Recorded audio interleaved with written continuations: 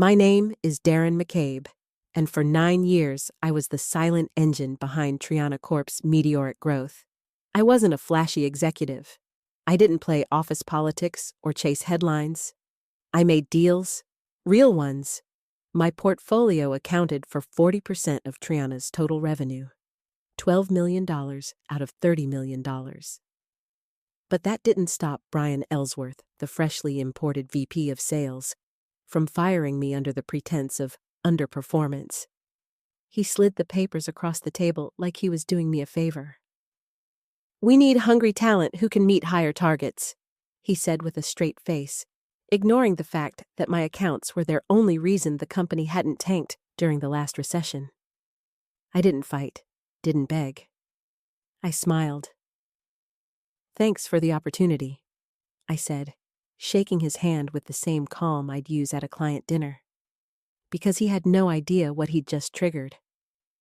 Brian had only been at Triana for 6 months. He never once joined me on a call. Never saw the 5 a.m. flights or the Sunday night emergency sessions I pulled with clients in 3 time zones. All he saw was a spreadsheet, one that didn't care about trust or time, or the fact that the CEOs of my top clients texted me on holidays. Brian wanted new blood. Young MBAs, tech bros in slim suits with buzzwords and no grit.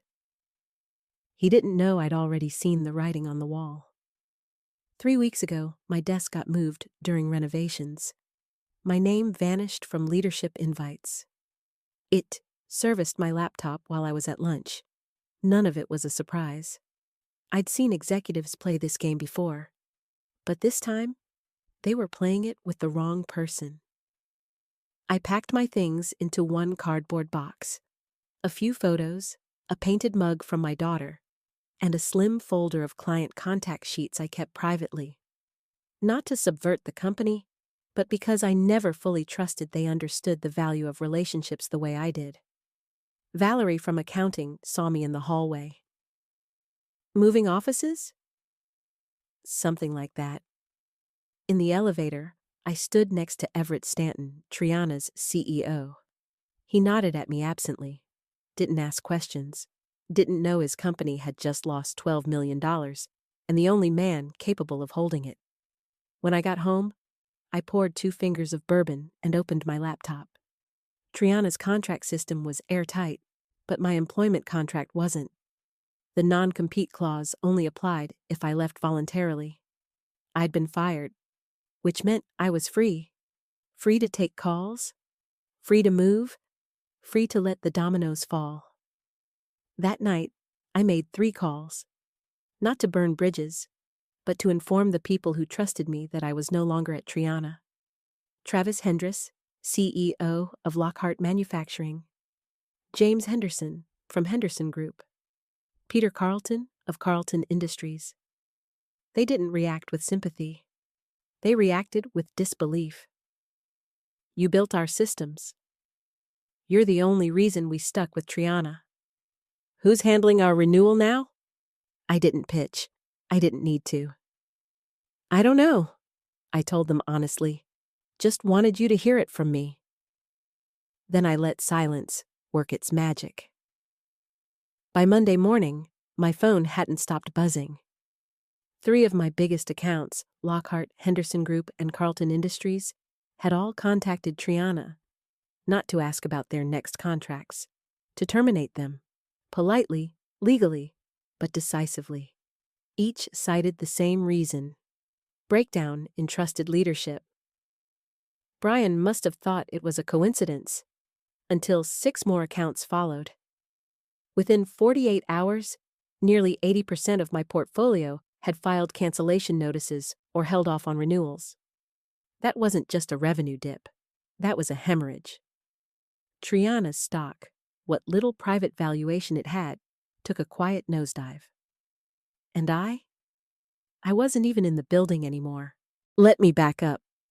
A year earlier, I'd started quietly laying the groundwork for my own venture. Nothing illegal, nothing underhanded, just an exit strategy. Because after nearly a decade in the same office chair, you can sense when the tide's turning. I called it ForgeWorks. a lean, agile consultancy focused on long-term vendor management and procurement strategy. The kind of work I was already doing, except without the politics. All I needed was time, and Brian gave it to me. By Wednesday, I held a coffee meeting with Travis from Lockhart. He was the kind of client who didn't care about fluff. He cared about results. "You still have your team?"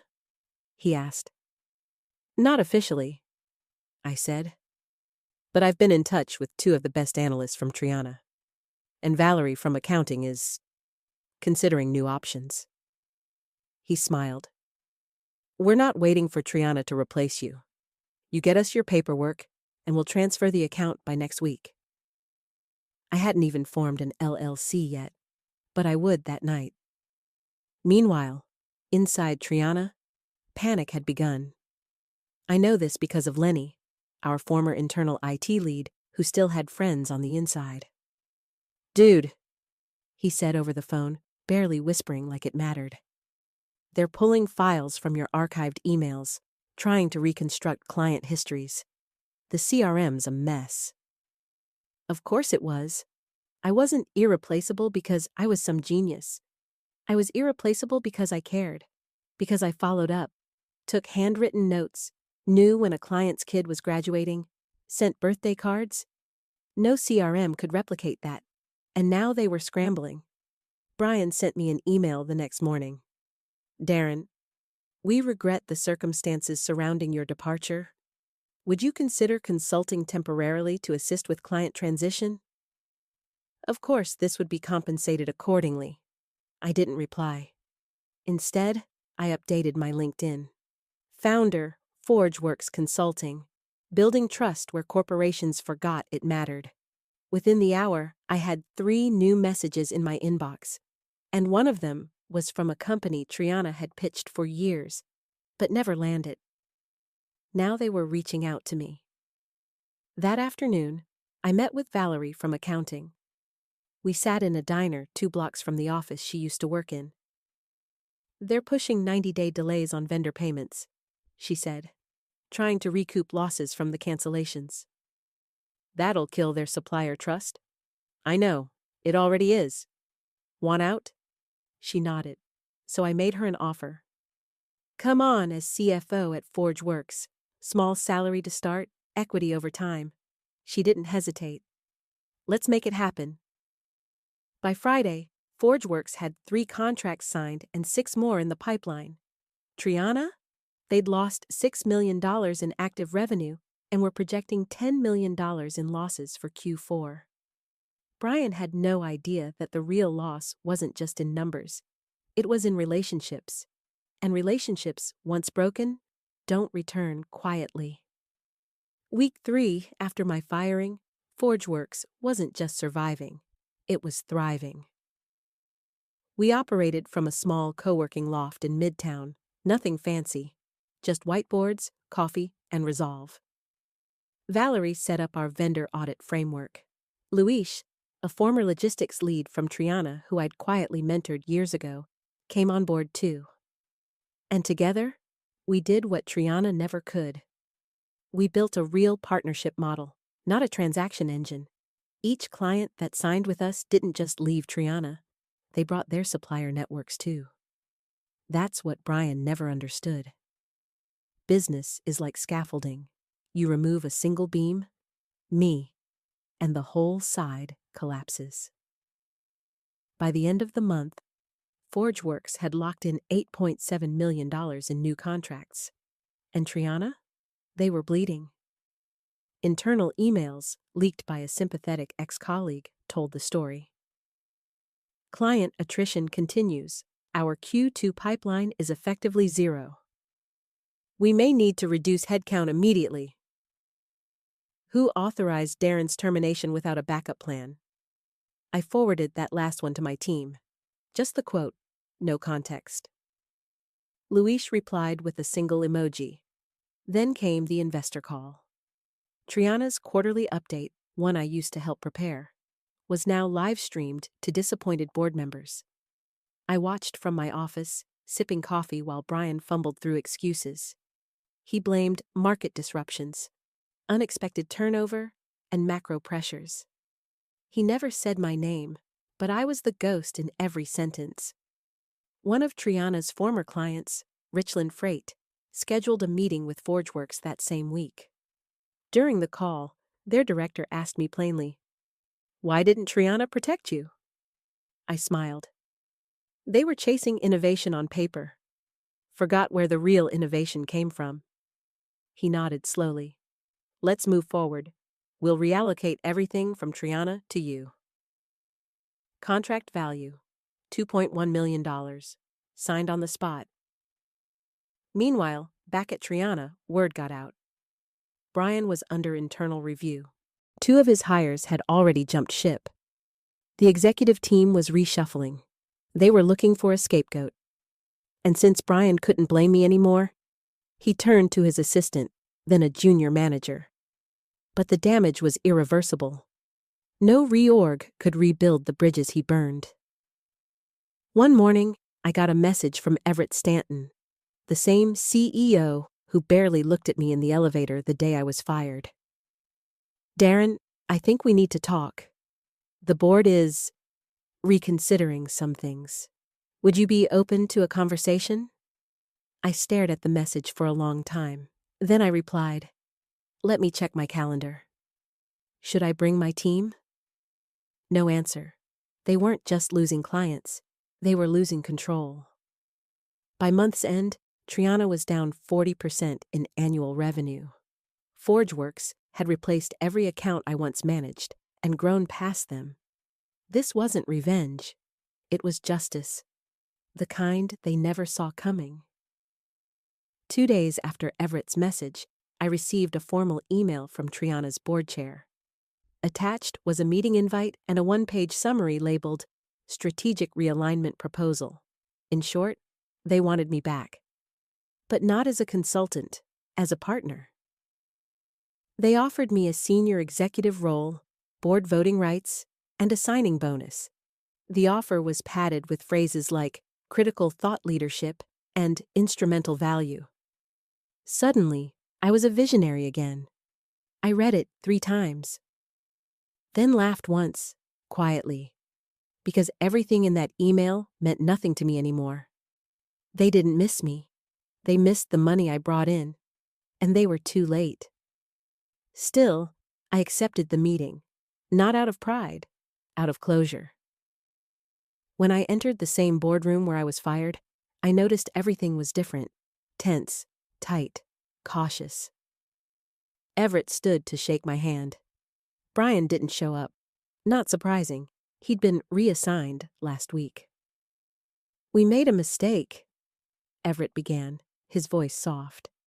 "Brian's leadership didn't reflect the values we believe in." I listened.